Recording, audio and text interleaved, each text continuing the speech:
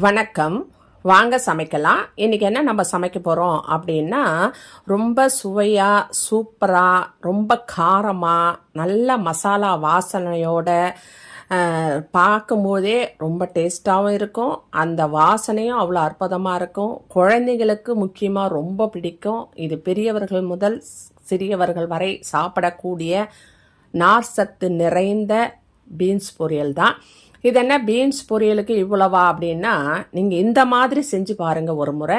அப்போ தெரியும் இது என்ன டேஸ்ட்டில் இருக்குது அப்படின்னு சொல்லிட்டு.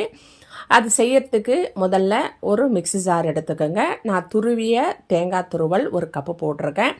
அது கூட ஒரு அரை ஸ்பூன் மிளகு, அரை ஸ்பூன் சோம்பு, ஒரு ஸ்பூன் தனியா, ஒரு ஸ்பூன் சீரகம், அத்தனையும் சேர்த்து ஒன்றா அரைக்கணும். அதை கூட காரத்துக்கு 4 வரமிளகா, ஒரு 3 பல்லு உரிச்ச பூண்டு, இத்தனையும் சேர்த்து நல்லா குறன்னு அரைச்சி வச்சுக்கோங்க. அரைச்சி வச்சுட்டு அதுக்கப்புறம் வாணலி வைத்து ஒரு 2 ஸ்பூன் எண்ணெய் விடுங்க. எண்ணெய் விட்டு கடுகு உளுத்தம்பருப்பு ஒரு அரை ஸ்பூன் போடுங்க.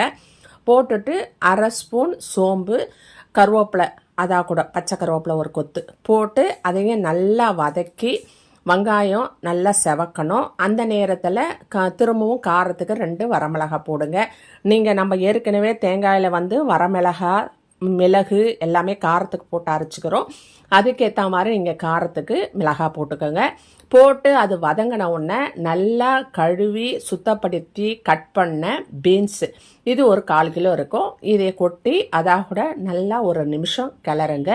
நல்லா ஒரு நிமிஷம் அதை கிளறி கொடுத்த பிறகு அதாக கூட அது வேகிறதுக்கு தேவையான தண்ணி தரணும்.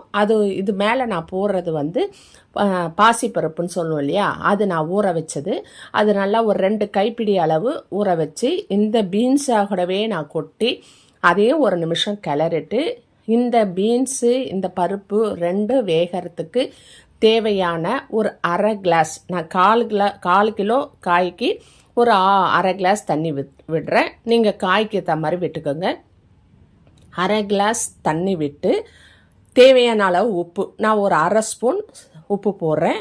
உப்பு போட்டு நல்லா கலந்து ஒரு நிமிஷம் நல்லா அதை கலந்து கொடுங்க. கலந்துட்டு மூடி போட்டு ஒரு 5 நிமிஷம் அப்படியே சிம்மிலே வேகட்டும். சிம்மிலே வெந்த பிறகு நடுவில் ஒரு முறை எடுத்து கிளறி பாருங்கள். பார்த்த உடனே அதில் தண்ணி எல்லாம் வத்திடுச்சா அப்படின்னு பாருங்கள், காய் வெந்துடுச்சான்னு. இந்த காய் ரொம்ப நல்லா வெந்திருக்கு பாருங்கள்.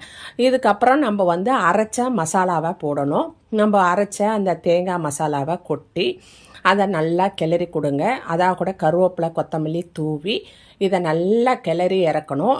இது நல்லா உதிரியாக, அதாவது கட்டி இல்லாமல் திக்னஸாக இல்லாமல் அப்படியே புட்டு மாதிரி நல்லா உதிரியாக வரும். அதுதான் இதனுடைய பதம். அந்த மாதிரி நல்லா உதிரியாக இதை நீங்கள் கிளறணும். கிளறும் போதே ரொம்ப வாசனை வரும். இந்த மசாலா ஒரு வித்தியாசமான வாசனையோடு ரொம்ப சுவையாக இருக்குது. அதனால் இது கண்டிப்பாக ஒரு முறை நீங்கள் எல்லாம் ட்ரை பண்ணி பாருங்கள். ட்ரை பண்ணி பார்த்துட்டு இது எப்படி இருக்குது இந்த டேஸ்ட்டு அப்படின்னு சொல்லிட்டு எனக்கு கமெண்ட் போடுங்க. கண்டிப்பாக இது எல்லாருக்கும் பிடிக்கும். இது சுட சாதத்தில் போட்டு நல்லா நம்ம பிசைந்து நெய் விட்டு சாப்பிட்லாம். குழந்தைங்களுக்கு கொடுக்குறீங்கன்னா நெய் ஒரு ஸ்பூன் போட்டு கூட நீங்கள் இந்த பொரியலை போட்டு நல்லா பிசைஞ்சு கொடுக்கலாம். அப்படி இல்லைன்னா கூட கப்பில் காய்கறிகள் சாப்பிட்றோம், வெஜிடபிள்ஸு அப்படின் போது அந்த கப்பில் போட்டு கூட குழந்தைங்கிட்ட கொடுக்கலாம். இந்த காய்கறினாவே சாப்பிட மாட்டாங்க குழந்தைங்க. நீங்கள் இந்த மாதிரி ஒரு டேஸ்ட்டில், இந்த மசாலா டேஸ்ட்டில் நீங்கள் கொடுத்து பாருங்கள். கண்டிப்பாக வேணான்ற குழந்தை கூட சாப்பிடும். அதனால் ஒரு முறை இந்த பொரியலை ட்ரை பண்ணி பாருங்கள். உங்களுக்கு கண்டிப்பாக பிடிக்கும். இந்த வீடியோவை சப்ஸ்கிரைப் பண்ணி ஷேர் பண்ணி வச்சுக்கோங்க. நான் தினந்தோறும் ஒரு பதிவு போடுவேன். அது உங்களுக்கு பயனுள்ளதாக இருக்கும். சரிங்களா? நன்றி, வணக்கம்.